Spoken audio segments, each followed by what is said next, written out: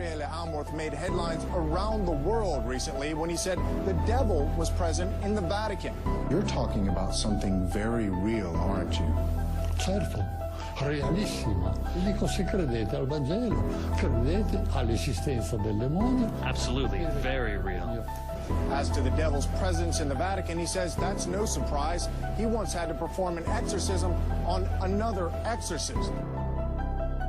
The first thing we need to do if we're going to find out if the devil is at the Vatican is take a tour underneath the Vatican. As we arrive underneath the Vatican, we see that it is laid out in a number of rooms marked by letters, as we can see in this aerial view map. Now we will be exploring some of the rooms in this map. Let's start off by looking in room C here. As we look into the room, we see that this is a mausoleum of Lucius Tullius Zethus. The Vatican goes on and explains that this room was used for offerings to the dead. We read, "View of the north wall and mosaic floor.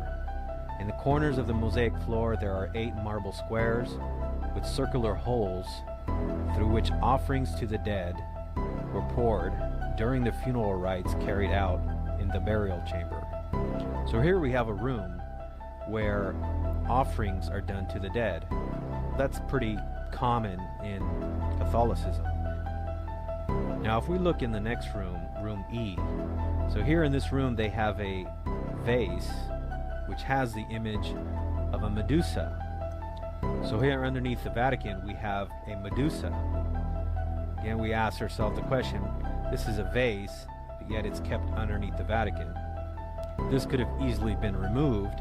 If the Vatican was a holy church, you would think that they would have done this. You think underneath the Vatican they would have things that are sacred to Christ and not foreign gods, not idols and images of foreign gods.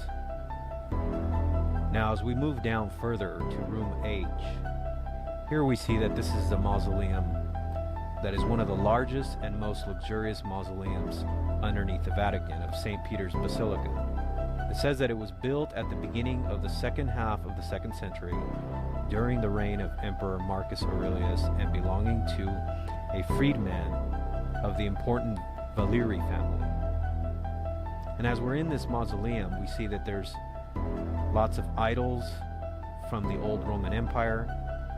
We ask ourselves, why does Rome keep these idols down underneath St. Peter's Basilica? You would think if they were Christians, they would want to clean all this out.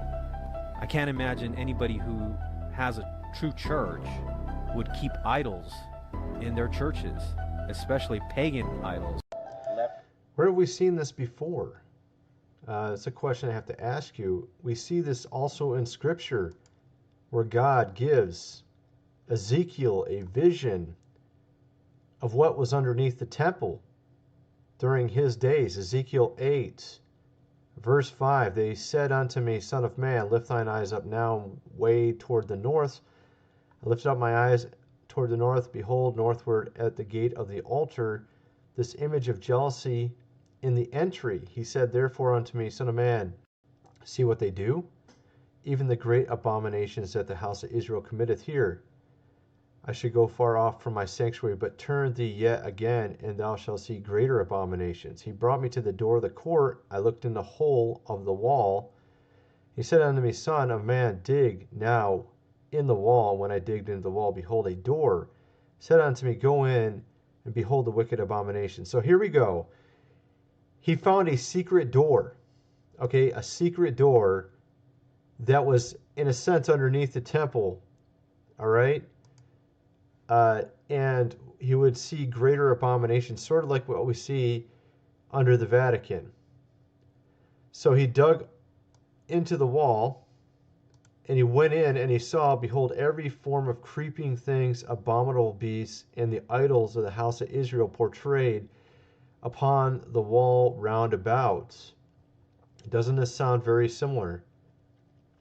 And there stood there 70 men of the ancients of the house of Israel. In the midst of them stood Jezaniah, the son of Shaphan, And with every man his censer in his hand, and a thick cloud of incense went up. Then he said unto me, Son of man, hast thou seen what the ancients of the house of Israel do in the dark, every man in the chambers of his imagery? Doesn't that sound familiar? So what do you think they do in these chambers under the Vatican? They worship these false gods, just like we saw in Ezekiel. Let's continue playing this here. Why is it protecting them? If it was a true church, it couldn't be doing it for the sake of art, especially with all the evil things that are happening in the Vatican. And as the priest earlier said, that evil does exist, the devil is real, as he admitted. But the hypocrisy of all of this is that they have all these evil images and idols underneath the Vatican of St. Peter's Basilica.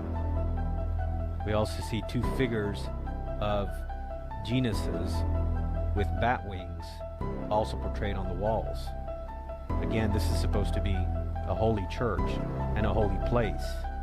Now this is supposedly all there for many, many years. As we move into the next room, room I, the details of the mosaic floor with Mercury and Pluto's chariot, they go on and explain that this theme is an explicit reference to the overcoming of death and the return of the afterlife. They describe it as a splendid mosaic floor of Mercury is depicted carrying a caduceus with wings at his ankles, walking in front, and a chariot carrying Pluto and his wife Persephone. So here we have all these Roman gods underneath the Vatican, images of foreign gods. Well, as we move to the next room, we find out why they keep all these idols down there in these images. As we move to room U, here we find the shock of all shocks. Here on the wall, it says there is a depiction of Lucifer, that is, the light bearer, the morning star. On the opposite of the wall, there is a drawing of Vesper, the evening star, cosmic symbol of the human life cycle. We find out that when we get to room U, here we have a clear depiction of Lucifer underneath the Vatican at St. Peter's Basilica. We ask ourselves, why are they keeping this image of Lucifer underneath the Vatican? Again, you would think if you're a Christian church, you would not want to have any of these images. Now we know that. Now, I was going to mention also that I've seen numerous videos of people saying they were taken under the Vatican for some sort of strange cultic ritual. And usually there were children, the ones that report about this, they're children that are brought into these rooms. And, it's pretty unspeakable what they do in these rooms. Now, they say it's under the Vatican, but I'm kind of curious if it's in these rooms or if it's in a different room that we're not aware of. Perhaps like with Ezekiel, they have secret chambers and doors to other rooms that these are just the ones that have been made public that we know about. And that there's actually other ones as well that are there that are even more vile, even worse. All right, now here is actually a very interesting a picture of, let me see what it was called. I forgot what they call this room, but you can see it has snake eyes, and it also has this very abominable display, which you can see right here. And this is where, the Pope is sometimes at. I'm sure you've seen pictures of this. I'm trying to remember what they call this room. He mentions it, I think right here, audience hall, that's what they call it. Paul VI Audience Hall is a building in Rome, seating capacity 6,300, designed 1971. And you would think if they have a room like this that they would want to glorify Christ, but instead what we have is some sort of fangs and eyes, reptilian skin. And this is why people say it's run by reptilians. And then you have this horrible display here in the background. Looks like dead souls in hell or something. Why would you make such a horrible thing? And why would you put that in allegedly a Christian place? So this is why it's such a joke, that this is not a Christian place. All right? That they'll go on and say, oh, well, we're saving it because it's a UNESCO heritage site or something like that. This is always their excuse, saving it for the sake of art. But for the true Christian, this is not an excuse, because we know if you're giving glory and propaganda to false deities and false pagan gods, what are you doing? You're in essence supporting the evil spiritual realm. This cannot be from God. And since Rome claims itself to be the one true church, you would think they would lead by example. But what kind of example is this? That you have a depiction of Lucifer underneath the Vatican for countless hundreds and hundreds of years? Now this image here underneath the Vatican has been there since their claim, which would be Constantine. We would know that he was the first one that built this basilica. And so again, we ask ourselves, why are they keeping this depiction of Lucifer underneath the Vatican? Well, we think the answer for why all these images, idols, are kept underneath the Vatican is because what we're dealing with here is we're dealing with an apostate church that has always been apostate. And even now, as it is filled with Freemasons.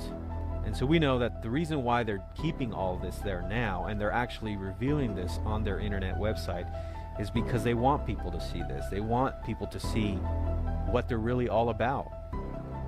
For the masses who believe that Rome is still a pure church, they don't mind deceiving them into believing that they are still a Christian church.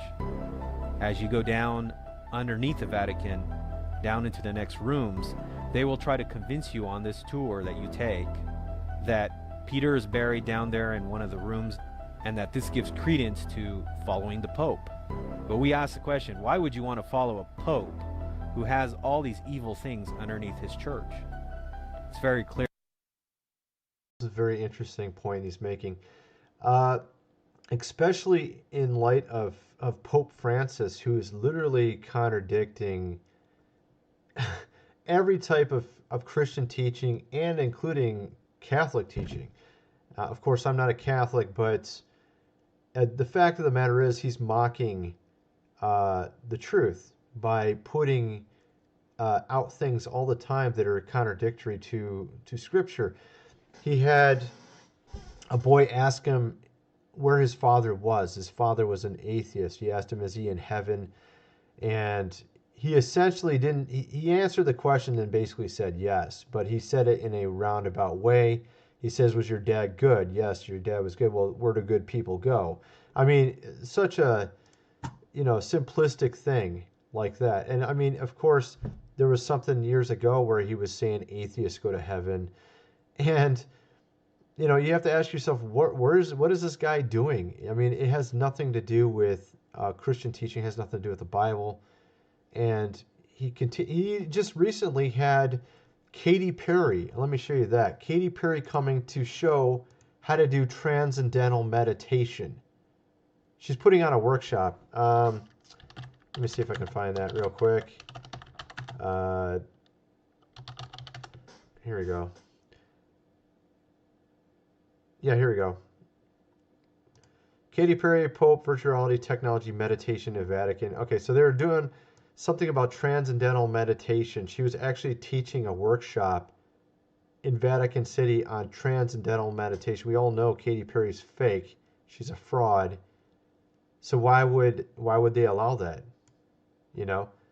Why would the exorcist get possessed himself and then another exorcist have to exorcise the demon from him?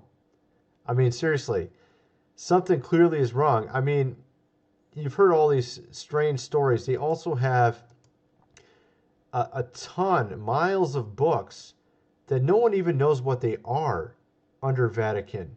You have to ask yourself, why would it make it so it's inaccessible to anyone, or at least anybody that would be like a historian or somebody that has an archaeological background, why wouldn't they allow these people in to investigate these documents?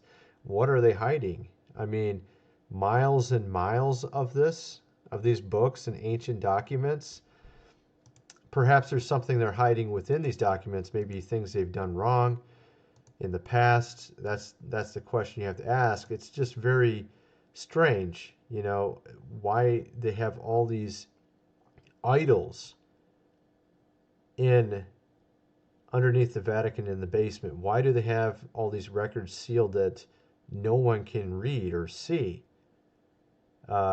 These are the questions we have to ask.